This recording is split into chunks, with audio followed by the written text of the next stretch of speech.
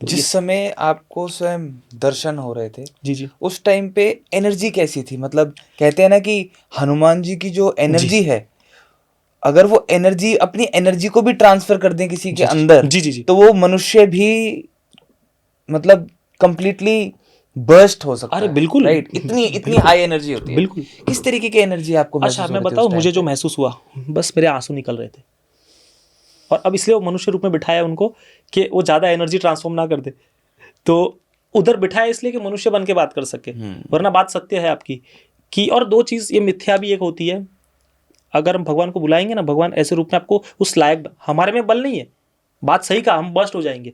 एक बल्ब होता है 20 वाट का, उसमें 4000 वाट की एनर्जी डालोगे फट जाएगा, फटेगा। बिल्कुल सही है। फटेगा। लेकिन जैसे विराट स्वरूप दिखाया था कृष्ण भगवान ने अर्जुन को, तो हनुमान सॉरी जो अर्जुन को उन्होंने वो आंखें दी थी कृष्ण भगवान ने, तो वो हनुमान जी कर सकते हैं या तो कृष्ण भगवान कर सकते हैं, अन्य कोई भी देवता कर सकता है True.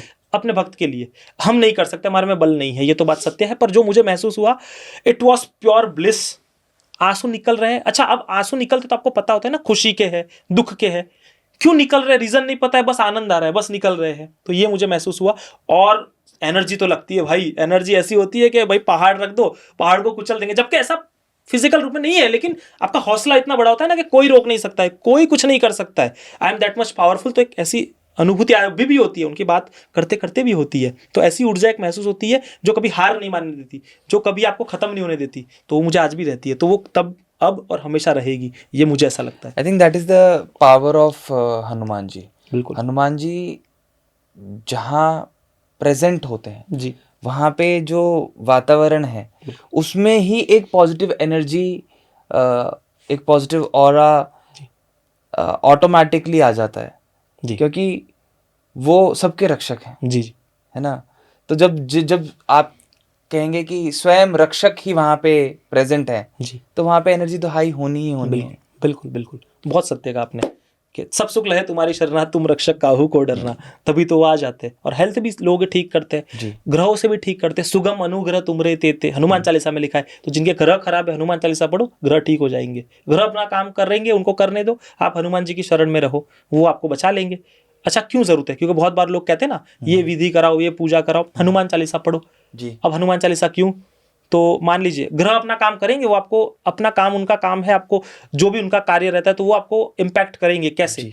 अब एक्स जगह से वाई जगह पे मुझे जाना है, तो अब ग्रह की, मान लो पाप ग्रह की पीड़ा है या मेरे कर्म है जो मुझे तकलीफ देने आए हैं, तो मैं एक्स जगह से वाई जगह पे जा रहा हूँ, बीच में मेरी गाड़ी खराब हो जाएगी। अब यहाँ एक्स आपका बर्थ, वाई आपकी डेथ, और बीच में अपना जीवन जो चल रहा है वो गाड़ी के रूप में। तो गाड़ी चल रही है, गाड़ी खराब हुई ग्रह के प्रभाव से। अगर आप प्रभु की शरण में हो, तो उसी जगह आपको टेक्नीशियन, गैरेज, सब कुछ मिल जाएगा, जो हमारे जीवन के अंदर प्रभु की कृपा होगी तो। और जो हमारे कृपा नहीं है, प्रभु के चरण नहीं पकड़े, कितना भी ढूंढ लो, आपको ढूंढे गैरेज वाला या टेक्नीशियन नहीं मिलेगा। तो ये सिंपल लॉजिकल तरीके से मैं समझा रहा हूँ कि भगवान की कृपा ऐसे काम करेगी हनुमान चालीसा के रूप में। आप अपने जीवन में उतारिए, ग्रहों के दोष भी खत्म हो जाएंगे।